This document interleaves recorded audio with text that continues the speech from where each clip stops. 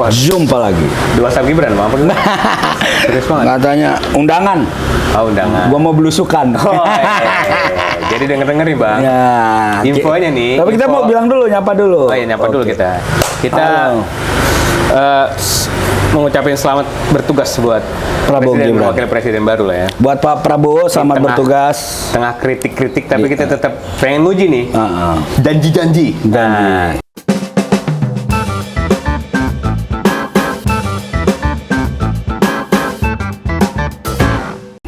jadi Makan gratis. makan gratis. Makan bergizi gratis. Guru honorer naik gaji. Naik gaji. Itu sebenarnya mulia semua Mulia. sebetulnya. Jadi kalau terjadi ya, kalau terjadi. Jadi kalau saya mendukung Bapak lebih mengutamakan itu ketimbang ngurus IKN, Pak. Ya.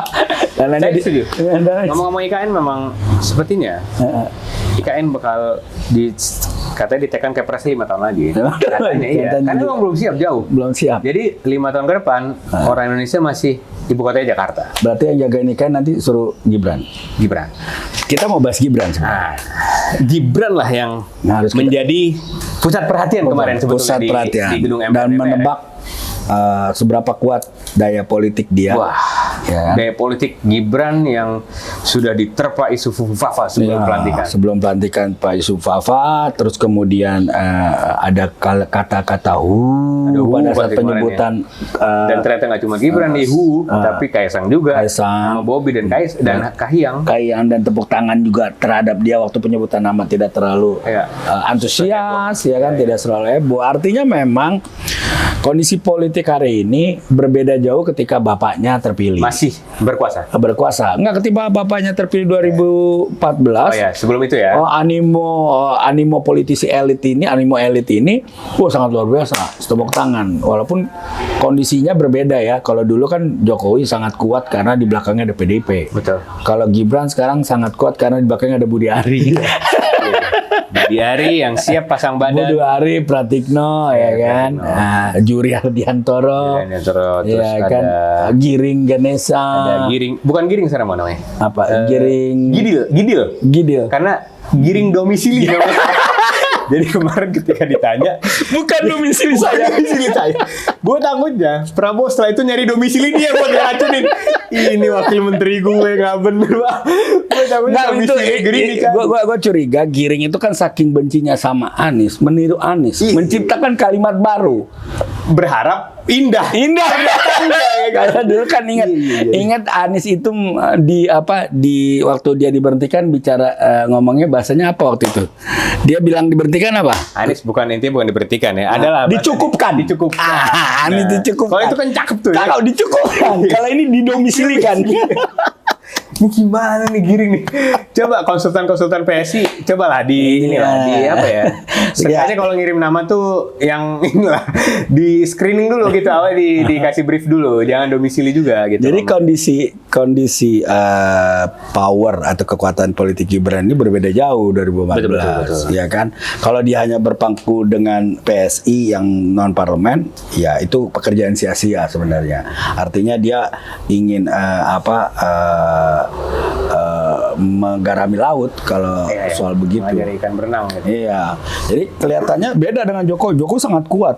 Saat di 2014. 2014 kekuatan politiknya luar biasa kan karena ada PDIP. Dia kader sebagai PDIP. Majalah Times bilang New Hope. New Hope. Kalau Gibran nggak ada tuh yang bilang New Hope. Nggak ada. Sama sekali kagak ada tuh. Nah, kecenderungan akan semakin kuat atau tidak itu terlihat nanti dalam proses kepemimpinan ke depan. Orang-orang yang dalam tanda kutip itu sangat setia dan loyal ke ayahnya, itu juga akan mulai berpikir ulang atau balik badan jika pada sampai waktu tertentu ayahnya tidak punya atau tidak jadi ketua partai yang memiliki kekuatan di parlemen. Ya.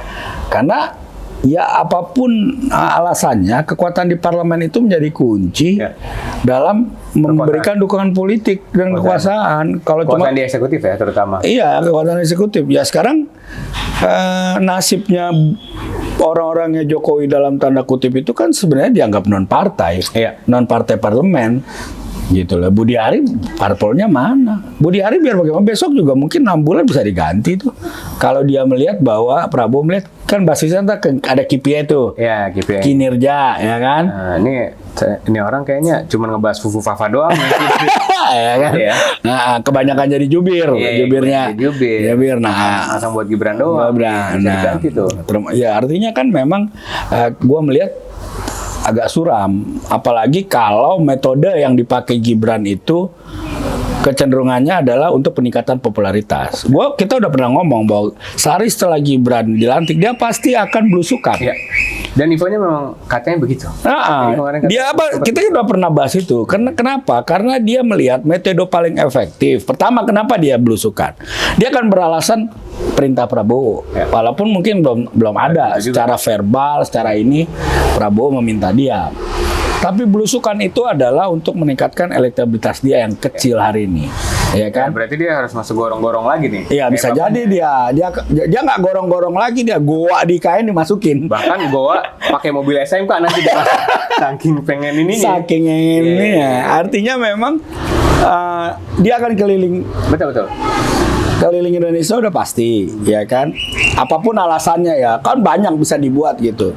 Kedua, dalam keliling Indonesia dia akan bagi sembako. Ya.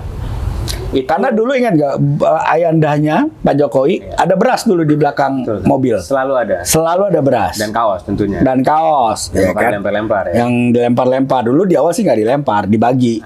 Belakangan capek kali kan? Capek dia. Lempar aja karena pasti ada yang mungut.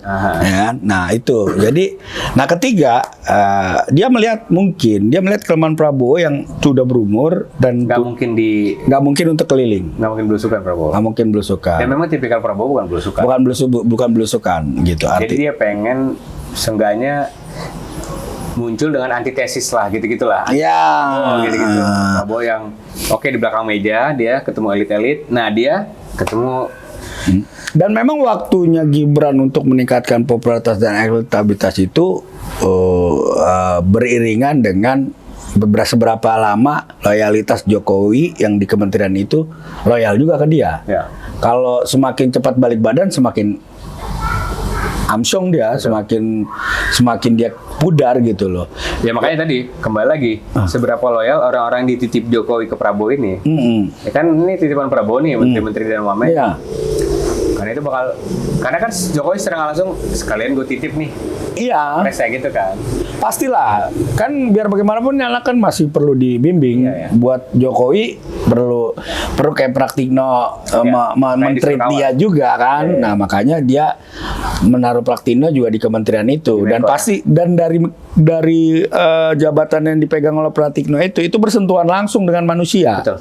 Itu artinya semua tindak tanduk dan kebijakannya Gibran atau langkah-langkah politik Gibran di tengah masyarakat pasti jangan-jangan mungkin bansos nanti di bawah Gibran. Pratikno. Sesuai prediksi kita di Anabel sebelumnya, Bang. Iya. Kita udah prediksi nih. Pratikno bakal ditempatkan di pos yang berhubungan dengan bansos dan kawan-kawan. Kementerian PMK waktu itu kita tebakkan. Nah, cuma kita kita gagal tuh soal Listio Bin ya. Iya, Bin waktu itu. Listio, karena dulu kita menilai Pak Listio bakal kepala Bin. Karena ini Kapolri terlama sekarang. Sudah jadi predikat dia kalau dia benar isunya akan bertahan setahun 2 tahun lagi, berarti dia termasuk Kapolri yang terlama. Itu tadi menarik, Bang. Jadi ketika nanti Pratikno ngawal bansos dan dia juga ditugasi buat ngawal Gibran, artinya Gibran memang lagi mau dikemas Gibran yang bakal bagi-bagi nanti. Iya, belusukan, ya? Makanya itu kita Prabowo ini kan sekarang you are the leader gitu loh. Kalau dulu kan dia anak buah presiden, ya kan? Sekarang dia leadernya. Artinya sikap sungkan dia kepada Gibran sebagai anak presiden terdahulu itu sudah tidak bisa lagi dia terapkan. Dia kan dulu kan biar bagaimanapun orang ketika ketemu Jokowi dan ketemu Gibran itu satu kesatuan yang tidak bisa terpisahkan. This is the son of president gitu loh. Ya kan? Jadi ya mau nggak mau respect itu terbangun. Tapi sekarang kan karena udah kemarin itu ya, udah dihuin gitu, kelihatan tuh luntur ya. Artinya bisa jadi 5 tahun ini sebenarnya bukan pertarungan politik antara kekuasaan dengan di luar kekuasaan, ya kan? Antar kekuasaan, internal kekuasaan itu sendiri. Karena banyak menteri-menteri yang dikasih panggung yang punya libido politik tinggi untuk nyapres. Disebut lah. AHY, ya kan? Erick Thohir, Erlangga Hartarto, apa lagi tuh? Kan nama-nama ini yang pernah disebutkan untuk jadi Tito Karnavian juga pernah disebut cocok jadi cawapres. Anies Mata juga. Kan dulu. Capres ya. Ya dia kan udah presiden duluan sebenarnya. Sebelum diangkat presiden dia udah presiden duluan. Iya. Artinya nama-nama ini pun akan memanfaatkan panggung politik ini. Ya. Dan mereka nggak tinggal diam begitu ngeliat Gibran sendirian yang ngambil panggung. Ngambil panggung karena buat mereka yang mengangkat mereka itu adalah Prabowo presiden, bukan Gibran. Selagi Presiden Prabowo-nya membiarkan panggung itu digunakan, bahwa setiap kementerian itu melakukan orkestra politik untuk kepentingan elektabilitas dan popularitas, buat gue melihat Prabowo akan membuka ruang itu, ya kan? Karena kenapa Prabowo akan membuka ruang ini supaya ada keuntungannya juga, supaya geliat Gibran yang sangat kencang nanti ini nggak terlalu memonopoli. Bisa diredam ya. Bisa memonopoli, artinya orang terpecah. Ya. Terpecah konsentrasinya, nggak cuma lihat Gibran, ada AHY, ada Erick Thohir, ada Erlangga. Orang-orang ini pasti punya keinginan untuk tetap maju. Belum nanti Anies tiba-tiba. Ya, belum Anies ada lagi. Karena panggung Anies sendiri lagi tuh. Ya, panggung Anies ada sendiri, panggung Ganjar Ganjar ada sendiri. Ada sendiri, ya kan? RK di Jakarta ada sendiri. RK di Jakarta sendiri. Tapi itu belum tentu menang ya. RK disclaimer nih. Bukan berarti kita mau bilang RK menang. Bukan. Tapi RK punya libido. Punya libido juga, minimal wapres kan. Ya. Kan juga lumayan 15% orang Sunda diwakili oleh dia. Ya kan? Artinya memang banyak nih tokoh-tokoh. Banyak tokoh-tokoh di luar Gibran yang melihat bahwa 2029 ini pertarungan kami juga. Iya. Walaupun tetap tingkat popularitas dan ini sebenarnya menguntungkan Prabowo dengan membuat semua orang ini populer, di-open sama dia, artinya dia akan tetap sendiri di nomor 1. Iya. Karena yang main di bawahnya ini tetap di bawah dia. Tetap di bawah dia. Popularitas dan elektabilitasnya tetap dia nomor 1. Jadi dia buka itu gitu. Jadi dia harus membuat desain bahwa ini bukan face to face antara Prabowo dengan dia, dengan Gibran, tapi Gibran dengan AHY. Gibran yang disuruh bertarung. Iya, Gibran dengan Erlangga, Gibran dengan ini, akhirnya akan terbentuk perebutan calon wapres 2029, calon cawapres 2029. Ya ini analisa sederhana aja. Menurut gua itu yang perlu dilakukan Prabowo gitu. Nah, dan itu tidak akan mengganggu kinerja kementerian. Karena hari ini orang tidak bisa ditipu dengan remeh-temeh, dengan gimmick. Kalau menurut gua ya. Udah bosen karena 10 tahun belakangan gimmick. Ya, bisa jadi itu satu.